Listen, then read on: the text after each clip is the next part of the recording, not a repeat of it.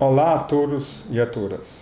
O objetivo dessa unidade é apresentar a discussão sobre os rumos do desenvolvimento do Brasil que se fez presente no país entre os anos de 1930 e 1964.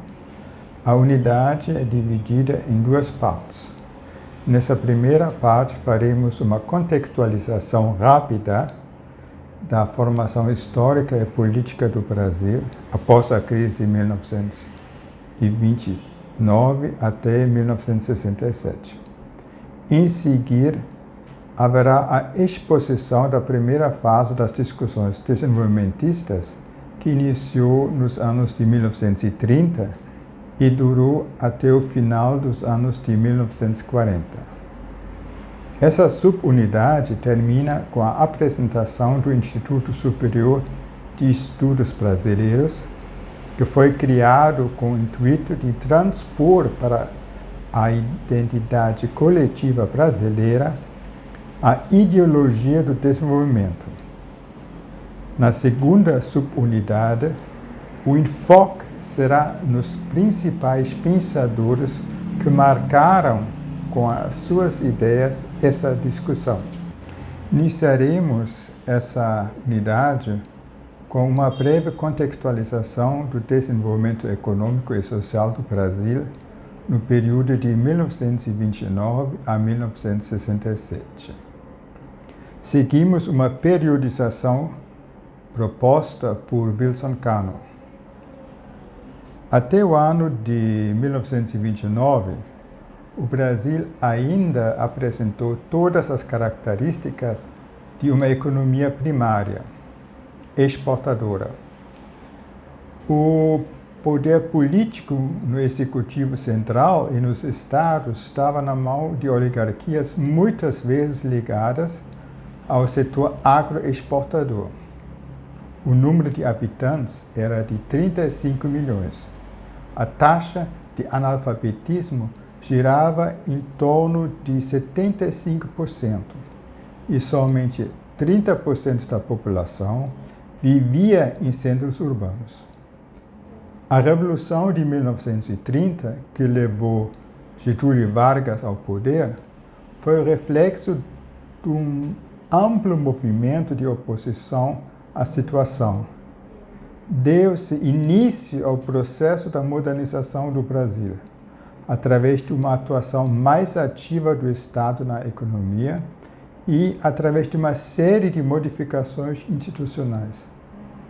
Só para lembrar alguns: permissão de voto a mulheres, instituição do salário mínimo e do pagamento das férias, regulamentação da previdência social e da segurança de trabalho.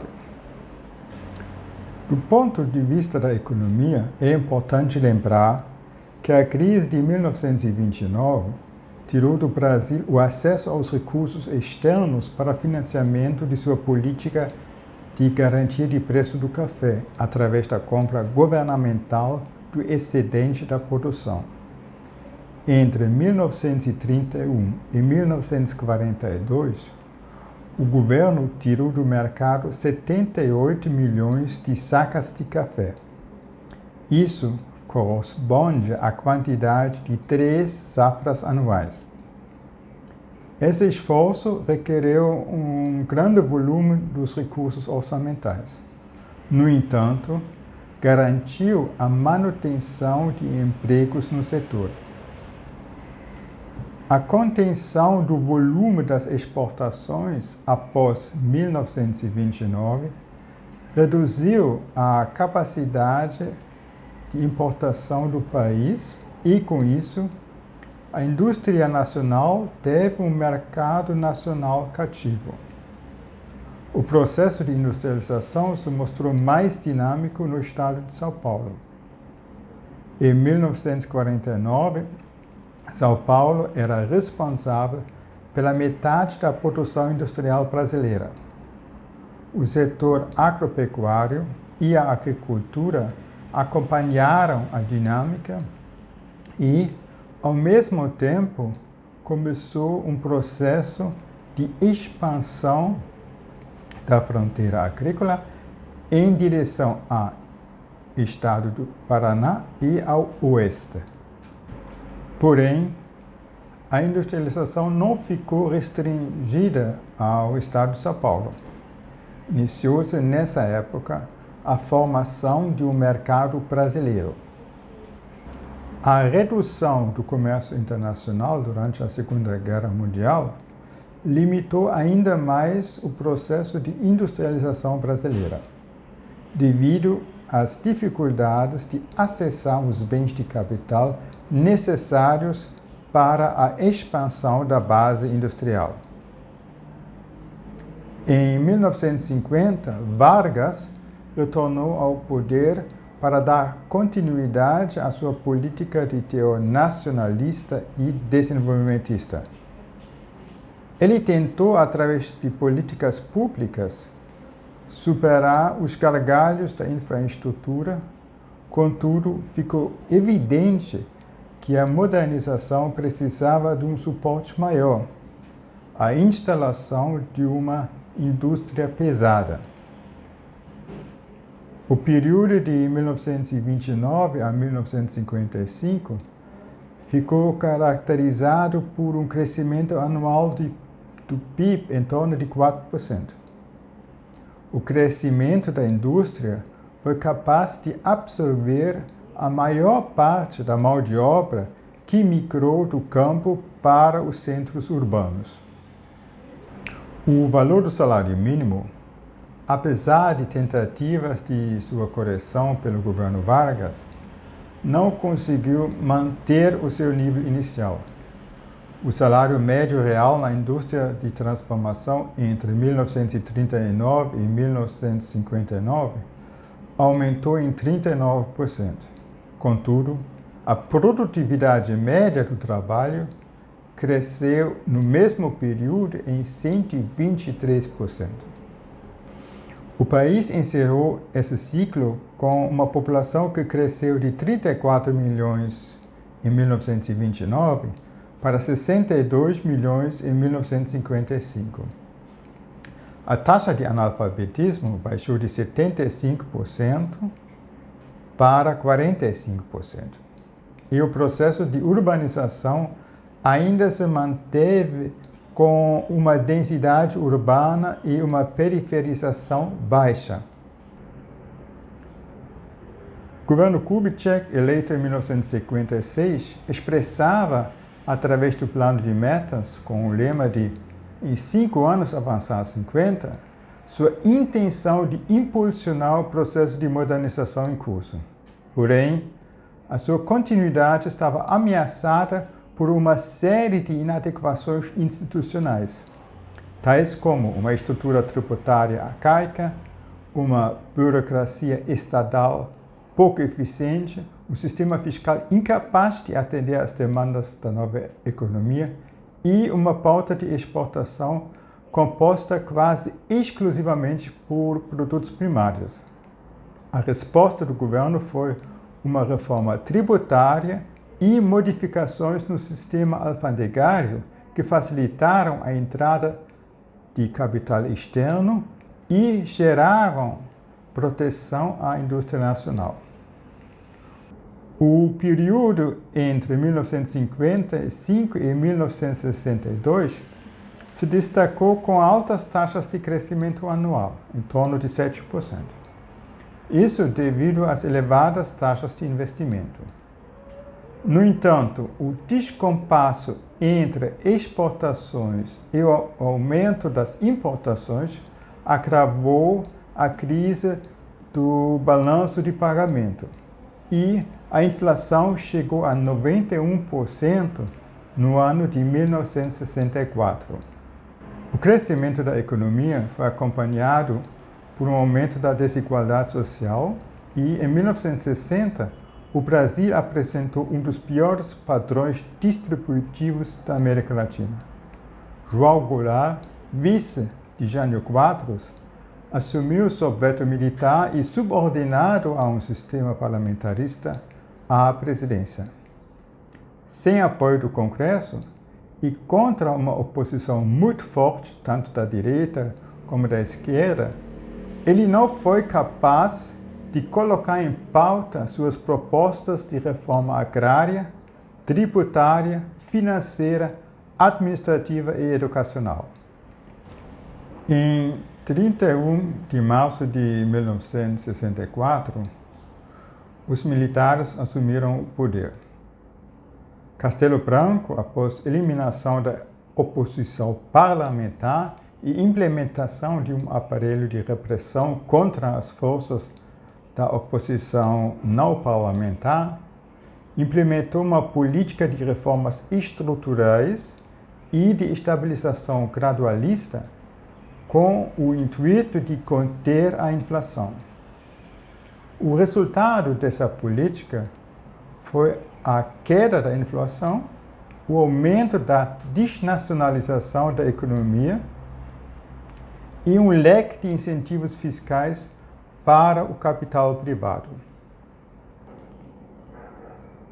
A discussão teórica sobre os rumos da economia brasileira nos anos de 1940 pode ser ilustrada através do debate entre Roberto Simonsen e Eugênio Gundin. Roberto Simonsen era engenheiro civil formado pela Escola Politécnica de São Paulo, dono de uma construtora em São Paulo e também lecionou História Econômica do Brasil na Escola de Sociologia e Política de São Paulo. Ele entrou na política em 1933, inicialmente como deputado estadual e, após a Segunda Guerra Mundial, assumiu uma vaga como senador. Ocupou o cargo do presidente da Confederação Nacional da Indústria e da Federação das Indústrias do Estado de São Paulo. Eugênio Gundin era engenheiro civil pela Escola Politécnica do Rio de Janeiro. Trabalhou como jornalista e era diretor-geral de uma empresa estrangeira. Ele foi autor do projeto pedagógico que institucionalizou o curso de Economia no Brasil.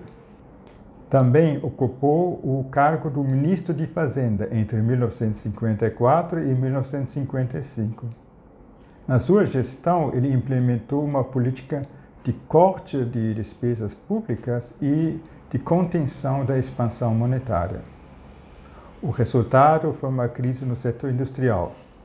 Também abriu o país para a entrada de capital estrangeiro. Ele foi professor da UFRJ e, entre 1960 e 1976, vice-presidente da FGV. Simonsen e Gundin representaram as vertentes que disputaram, nos anos de 1930 e 1940, os rumos da política do desenvolvimento. Gundin pode ser visto como porta-voz do grupo formado pelas oligarquias agroexportadoras e pela burguesia ligada ao comércio internacional. O grupo defendia o trânsito livre de capitais e mercadorias e era contrário à alocação dos recursos fiscais para outros setores econômicos que não fossem ligados às atividades agroexportadoras. Simonsen, por sua vez, representava as forças sociais ligadas à expansão urbano-industrial, que pleiteavam proteção da concorrência externa, melhorias na infraestrutura e acesso aos insumos para sua produção. Sabendo de sua falta de poder hegemônico, o projeto visava inicialmente uma postura conciliadora com as elites agroexportadoras, que tinham um papel importante pela sua capacidade de gerar divisas. O projeto político compatível com esses anseios econômicos foi a busca pela formação de uma identidade nacional que tinha no projeto de modernização o seu ponto de convergência. Esse projeto visava angariar sob o lema da modernização grupos sociais heterogêneos e divergentes, tais como os militares, a classe média, o novo empresariado industrial, as massas urbanas e os trabalhadores. O projeto político encontrou no populismo a institucionalidade que foi capaz de absorver os interesses antagônicos sob o rótulo de um projeto nacional de desenvolvimento capitalista. O Instituto Superior de Estudos Brasileiros foi criado em julho de 1955, no governo do presidente João Café Filho, que assumiu o poder após o suicídio de Getúlio Vargas. O ISEB sucedeu ao Instituto Brasileiro de Economia, Sociologia e Política, uma entidade privada fundada por um grupo de intelectuais que, a partir de 1952, se reuniram de forma informal para discutir sobre os rumos do desenvolvimento do Brasil. Faziam parte desse grupo Hélio Jaguaribe, Rolando Corbusier, Rômulo de Almeida, Cândido Mendes de Almeida, Inácio Rangel e Evaldo Corrêa Lima. O ISEB criou um curso interdisciplinar de formação para membros de órgãos públicos, do Congresso, autarquias e fundações, militares, sindicatos e associações de classe. Em soma, pessoas que ocupavam posições de relevância no planejamento e na execução de ações relevantes para o desenvolvimento do país. O objetivo do ISEB foi a elaboração de um projeto interdisciplinar de desenvolvimento para o Brasil. Nas palavras do presidente Kubitschek, formar uma mentalidade, um espírito, uma atmosfera de inteligência para o desenvolvimento.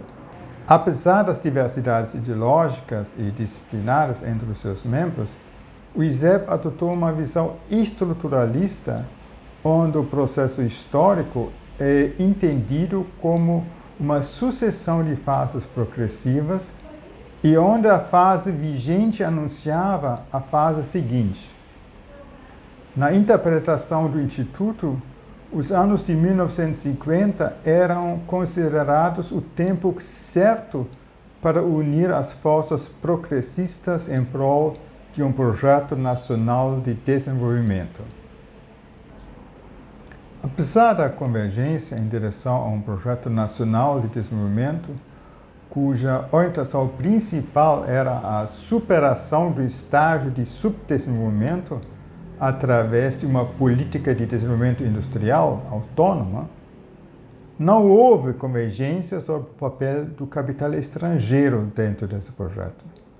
Uns defenderam um projeto nacionalista sem qualquer participação de capital estrangeiro, enquanto outros, como Jaguaribe, se mostraram abertos para uma atuação de capital estrangeiro, haja visto a falta de capitais e técnicas no país. O ISEB ergueu uma linha divisória ao longo do posicionamento dos grupos sociais em relação à industrialização, que foi considerada equivalente ao desenvolvimento. Dessa maneira, os grupos identificados como progressistas eram os empresários da indústria nacional, a classe dos técnicos e gerentes e os operários dessas indústrias.